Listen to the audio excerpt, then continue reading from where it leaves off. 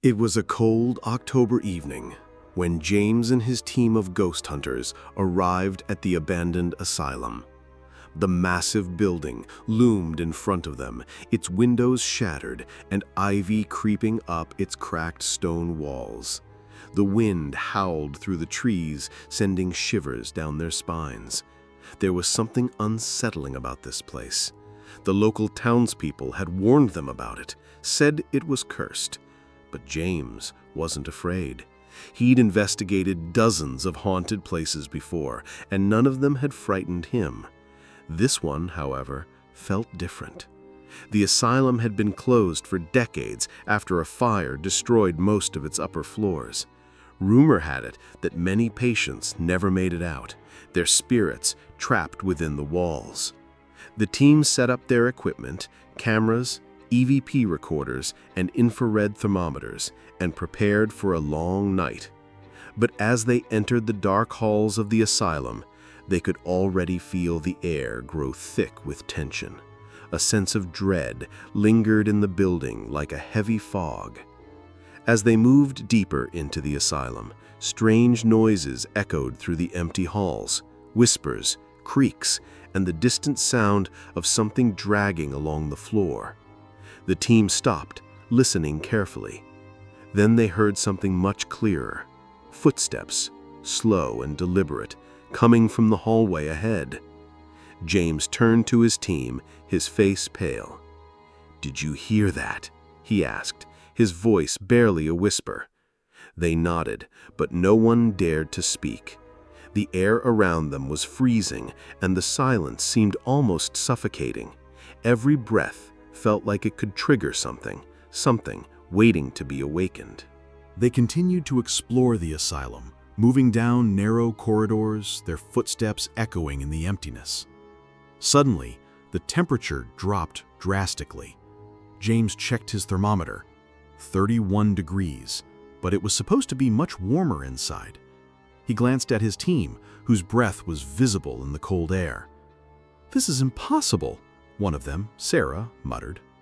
The group moved forward cautiously, but the atmosphere grew more oppressive with every step. As they passed a room on the left, they noticed something strange, faint glowing markings on the wall. James stepped closer, examining them. The symbols seemed almost ancient, like a language he didn't recognize. Sarah shined her flashlight on them, and for a brief moment, the markings seemed to shift, moving just enough to be noticed. They both gasped, but when they looked again, the symbols were still, as though they'd never moved at all. "Did you see that?" Sarah asked, her voice shaky. James nodded, his mind racing. The feeling of being watched intensified, and the hairs on the back of his neck stood up. They pressed on, deeper into the asylum, following a narrow staircase that led down into the basement.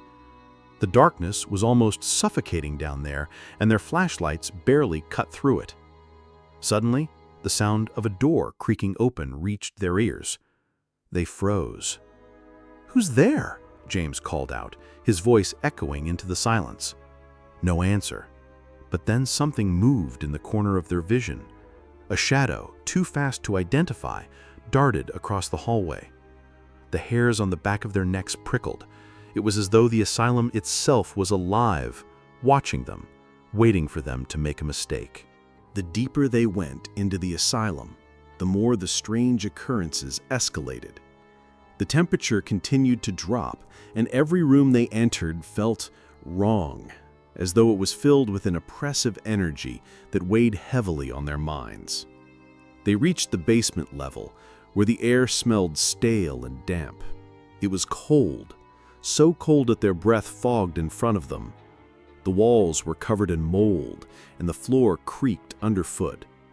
In the far corner of the basement, they noticed a heavy metal door.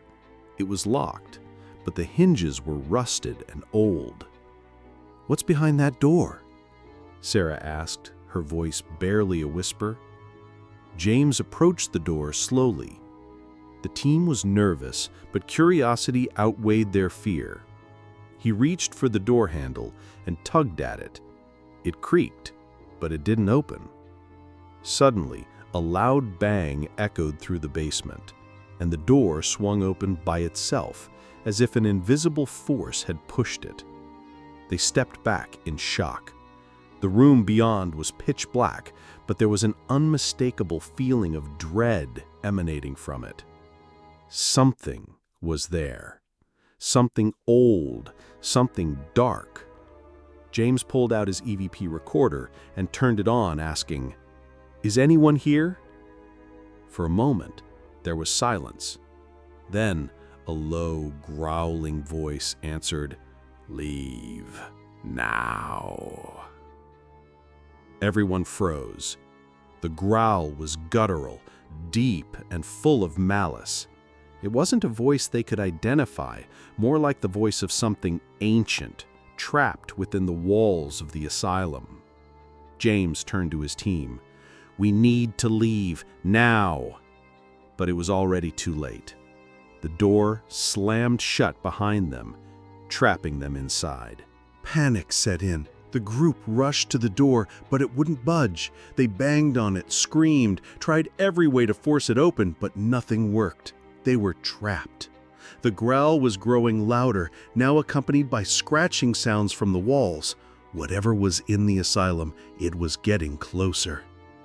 Suddenly, the lights flickered and the temperature dropped even further. The growls turned into deep, raspy breathing. Shadows began to swirl around them, forming into shapes that resembled human figures, though distorted and twisted. A dark figure appeared in front of them, a silhouette of a tall, thin creature, its eyes glowing a sickly yellow.